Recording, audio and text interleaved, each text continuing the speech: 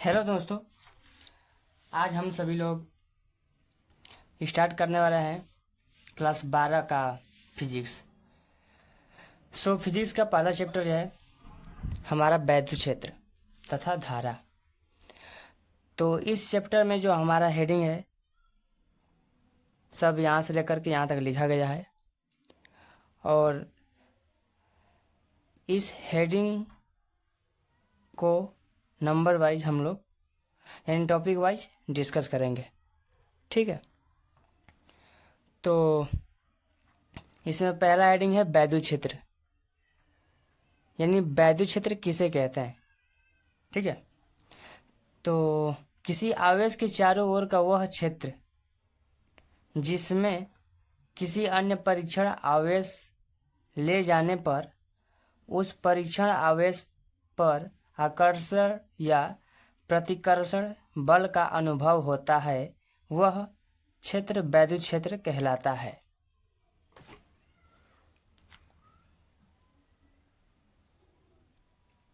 तो दोस्तों हम लोग उसको समझते हैं। मान लीजिए हमने एक आवेश ले लिया। एक आवेश लेने के बाद इसका एक क्षेत्र होता है। ठीक है, ये एक आवेश है, हम एक अन्य परीक्षण आवेश को इसके संपर्क में ले जाएंगे। तो आप जानते हैं कि एक मतलब इस आवेश द्वारा इस पर आकर्षण या प्रतिकर्षण बल मतलब लगाया जाएगा।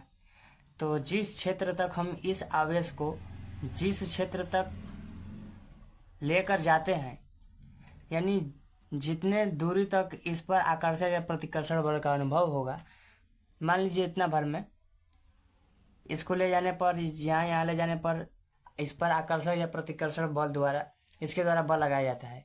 तो इस क्षेत्र को ही हम क्या कहते हैं? वैद्युत क्षेत्र कहते हैं।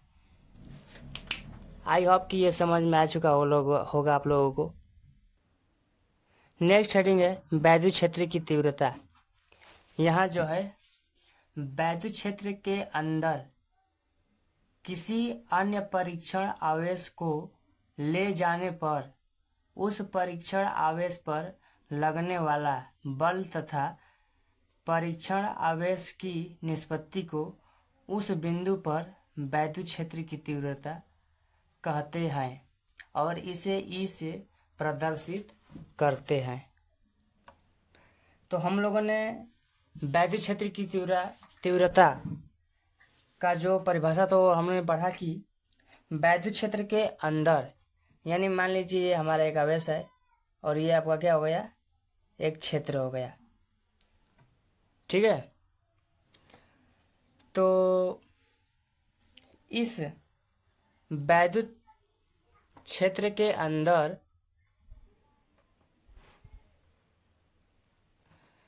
किसी परीक्षण आवेश को मान लीजिए यहाँ पर हम लोगों ने रख दिया। ठीक है, तो इस आवेश द्वारा इस पर लगा आकर्षण या प्रतिकर्षण बल लगेगा। तो इस परिभाषा में कहा है कि उस परीक्षण आवेश पर लगने वाला बल तथा परीक्षण आवेश की निष्पत्ति को इस बिंदु पर क्या कहते हैं? वैद्युत क्षेत्र की तीव्रता कहते हैं। यानी इसके द्वारा इस पर लगाया गया बल F होगा और इसका मान जो है Q0 हो गया।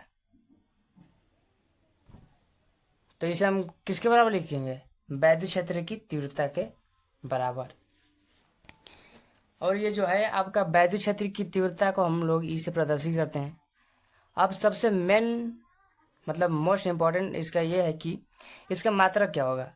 तो इसका मात्रक F का मतलब बल का मात्रक न्यूटन होता है और Q इसका मात्रक कूलाम होता है। इसका बीमा भी निकालना पड़ेगा।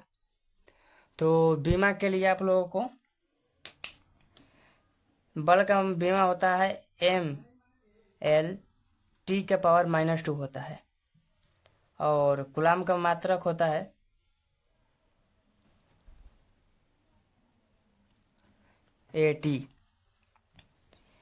AT होता है। इतना ध्यान रहे कि बीमा को हम लोग बड़े कोष्ठक में लिखेंगे।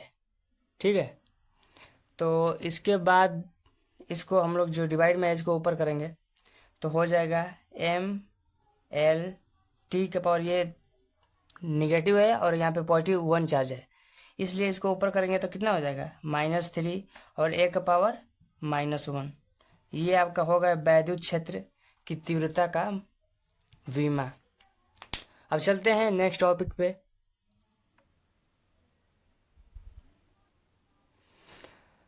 तो नेक्स्ट